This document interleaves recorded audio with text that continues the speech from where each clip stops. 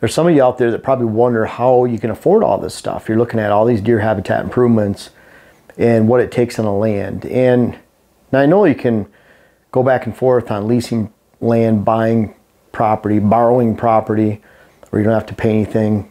Maybe you have a friend that you can get on. So there's always the expense of the land, either way. That's why when I was first looking at hunting in a quality area, you know, coming from the UP of Michigan, going to a good deer area out by the Mississippi somewhere, then we were looking at a lease price. And what I found was, in that case, we're leasing a $300,000-$400,000 parcel for $3,000 a year. And then wouldn't have even been one payment per month to own that, let alone the huge down payment we would have had to come with. That would have been outside of that to even buy the property in the first place, 25, 30, 35% in most cases of a big chunk like that. So we were looking at that, you know, buying property was more a very expensive way to find deer land. It's crazy out there because I know people in the hunting industry, they can't stand it when people lease, because this little dirty little secret is they're taking land that they hunt on for free.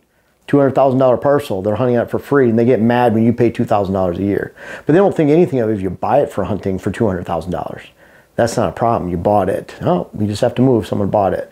Boy, if you lease it out from under them, you're the scourge of the earth, which is just ridiculous. Just looking at a number, because leasing land is a poor man's way, or an average man's way, of actually getting on property and actually being able to hunt quality property. And we'll talk about that in a second. So if you look at the cost of leasing, and then you add in some habitat equipment and ways to get the job done, ways that I've done in the past to get your job done very cheaply, and still do, because I wanted to place more priority on where I hunted and the quality of that hunting land than buying the latest, greatest tractor or expensive equipment to get the job done. There's so much you can do very affordably, and we're going to talk about that.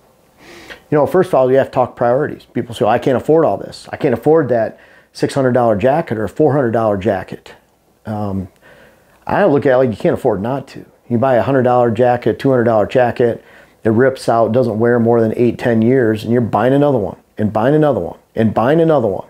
It's a broken record, and during that time, you're getting garbage clothing that doesn't keep you that warm, that comfortable. It's not that hunter friendly, and you're replacing it every 10 years, every 5 years sometimes.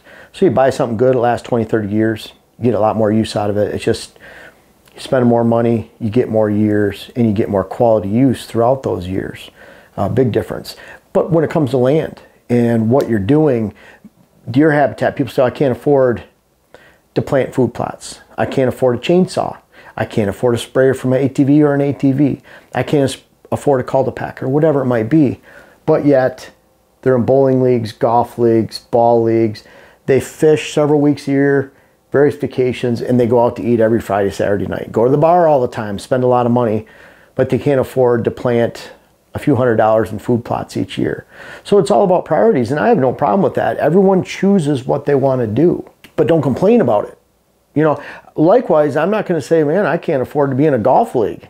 I can't afford to go in a ball league, or I can't afford the time to go in either of those because I spend all my time on deer stuff. That's just a conscious choice that we each make, so don't complain about it. And for those that put a priority somewhere different than yourself, that's no big deal. I don't care if you go golfing, bowling, and whatever else you do, just don't complain that you don't have enough money left over for actual deer habitat improvements, because it can be done pretty cheap. For example, cheap ATV. This is a basic. You don't have to go out and buy the latest and greatest like most people do. When I was searching about 6-7 years ago, and it is time for me to get a new one, I found one. I looked at about 500 ATVs, probably from the Twin Cities area down to Des Moines, over to Madison, Milwaukee, Green Bay, Appleton. I looked at a big area, and I found about 500 machines. I narrowed it, and there's probably less now in today's market. And I narrowed it down to the 10 that I thought were really good, fit the size it wanted. Ended up getting a Yamaha 700. It's a 4-wheel drive. It was about a, I don't know, 14-year-old, 12-year-old, 10-year-old, whatever it was at the time, but I paid $3,400 for it. It's lasted many years and many miles and usage, many hours on that thing, transporting stands and steps, everything we've done in the woods. Dylan sitting on the front rack, filming as we go up the lane, and you know, we've used it in many different ways, used and abused it, and it was $3,400. I was asking Dylan about this, and he's in the market for one right now, and You're saying you're finding decent used. I'm talking mid 2000s, nice, good brand, good model for right around $3,000 to $3,500. You know, and that's obviously an older machine, but you know, functioning. All the electronics work on it. A lot of those even came with snowplows if you want to do your driveway. Nice. Didn't even come with a sprayer. And that's the thing, an ATV sprayer. You know, we talk about a handheld spreader. It's about $50, $40 actually, but Earthway model 2750. 25-gallon sprayer, awesome for the ATV. 15-gallon, you know, is next best thing. Backpack sprayer, not much fun. I found that you can spray roughly 12 gallons per acre on an ATV sprayer. It's a little bit more efficient. That's probably 20 to 25 gallons of water through a 4-gallon backpack sprayer to spray an acre. It's just a lot less efficient. You can do it though. That's what I did for the first couple of years that I owned my land in the UP, was I used a backpack sprayer. Use it till I wore it out, wore out the seals, was leaking down my back. Probably wasn't the safest thing. But it's something you can do if you can't afford the sprayer. That's probably about $300. A good backpack sprayer is going to be pretty expensive too. You can't go cheap on that. And then a chainsaw. Something else you shouldn't skimp on. Get a quality steel chainsaw. You're going to spend at least $400 to $700, somewhere around there. But $400 will get you a good, decent model of chainsaw. Bottom line, if you go a little bit more expensive, you get an ATV, get a Cultipacker, a Packer Max, very high quality product that you fill with water. It's not full of metal and steel. That's what pushes the cost up. And so you get a quality product and a good weight because you can fill it with water. Great design, and it lasts for a long time. But you don't necessarily need that. You can spray, open up the soil, and plant. What I like about the Cultipacker is I use it to run over my old corn in the spring. I use it to run over the buckwheat so I can put big seeds into it, like late planted beans and peas that have to be covered up with something, either soil or buckwheat. And that's why I use the buckwheat. That's why I use Packer Max and I call the Packer.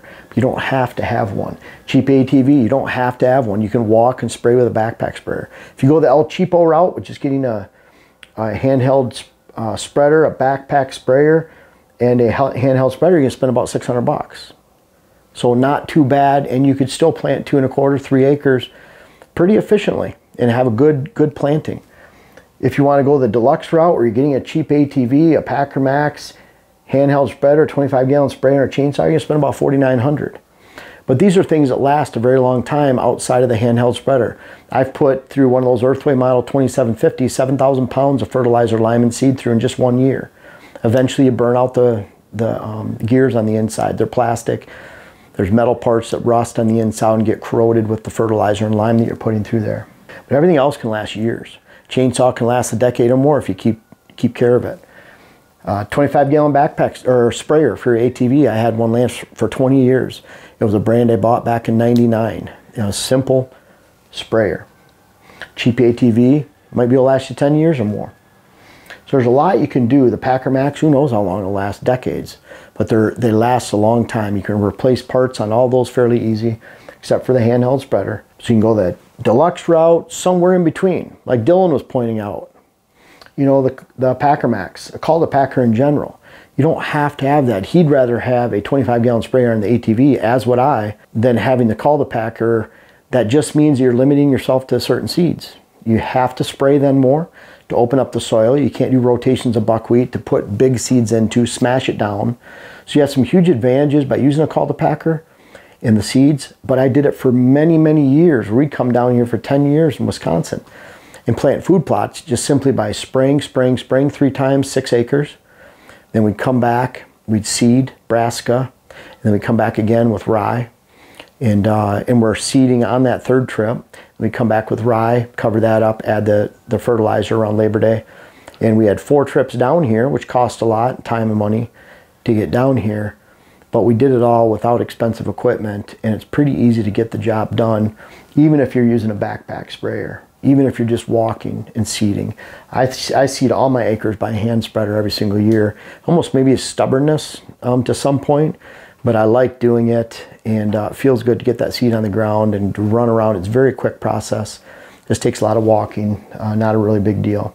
As Dylan pointed out, Facebook Marketplace, great place to look for this stuff, wheel and deal, and find products on there. I think the old days was Craigslist. I don't even know, they still have Craigslist? Craigslist is still around. It's making a comeback, I think. Is it? Yep. So it's still pretty decent. In fact, that's where I found my ATV. was Craigslist, looking at that big giant, probably a 300-mile radius is what I typed in there. So, but regardless, you have Facebook Marketplace now. And the thing about leasing, let's get back to that for a second. Again, a poor man's way to hunt good deer property, average man way. Now, Dylan, they lease a pretty decent chunk. You say 148 acres? Yep. And with the group that they have, it ends up about $850 per person. I know in the past when we were leasing, we were looking at $1,000 per person. And of course, in all of this, if you want to put trail cameras out, you have to buy your seed, things like that. There's cheaper ways to do that too. The bottom line is if you're using cheap tools to do it, and you're being affordable, then the El Cheapo route, $1,600 per person outside of seed and fertilizer and cameras, stands, guns, clothing, everything else, you can get the job done on deer habitat. I'm assuming you already have that because you're a deer hunter, you know, most of that other stuff. So 1,600 is that cheapo route. Let's compare that. You know, bowling leagues. I know people that are in, I don't know what that is, 40 weeks a year, maybe 35 weeks a year. The bottom line is they're getting food, beer, and bowling, probably spending $50 on a night like that, $40 times 35. All of a sudden they're getting up to $1,500, $1,600 pretty quick. Golf leagues, same thing, maybe even more expensive. Family vacations, you know, to fancy places instead of going to a cabin up north somewhere. You know, again, those are all personal choices. I don't blame you for what you want to do, but in comparison, you could spend a weekend in Vegas for a bachelor party with your buddies in one bowling league, and you're already spent more than you could for a whole hunting season of deer habitat improvements and equipment to get the job done, including your hunting lease. So it's always that comparison of how to get it done. You can get it done pretty cheap, pretty affordable for most people. And not saying everyone can afford that, but today's time, there's a lot of great jobs out there that are sitting vacant. And I know of that personally around the area. It doesn't matter if it's Wisconsin, Michigan, or Minnesota. They're looking for people to work at $20 to $25 an hour plus. And that's in a lot of locations. And with that kind of money, I'm not saying that's making a lot of money. But what I am saying is that to squeak out $1,600 a year for a lease and some equipment, going in on a property with some buddies, it's something you can do and it's affordable to most people out there. So think about how you can get the job done more affordably. There are opportunities out there for leasing land at an affordable rate, especially when you're going in with buddies. You know, to find a $4,000 property, going with 4 buddies, you're going to get a decent property to hunt. So look at it that way. Probably even, you know, I know people that go to public land and they're spending a couple nights in a hotel, they're scouting, they're doing that 2 or 3 times, and they're going down and hunting, they're buying the food to hunt, and so it takes, you know, they're buying the food, motels, everything else, and you can add it up pretty quick. We used to drive down here, I can think back in the day ways we save money, even just coming down here to work on the property and spray. We leave at 6, 7 in the morning, we drive 7 hours, we spray and work on the property. Someone's spraying, someone's working for 3 hours, 4 hours.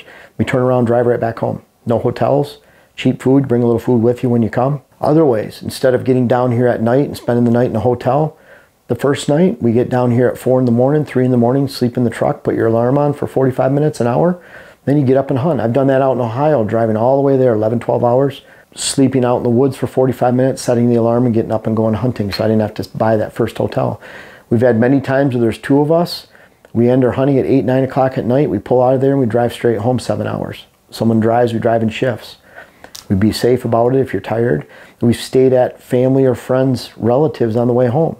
I have friends from the UP that stay here at our house here in Minnesota because we're close to 90. When they're coming back from hunting South Dakota or somewhere out west, they're just stopping by on the way through. We give them a stop. There's even been, Dylan's done that. I forgot about Dylan. But yeah, I have a lot of people that have done that, and we have no problem with that. We like seeing people.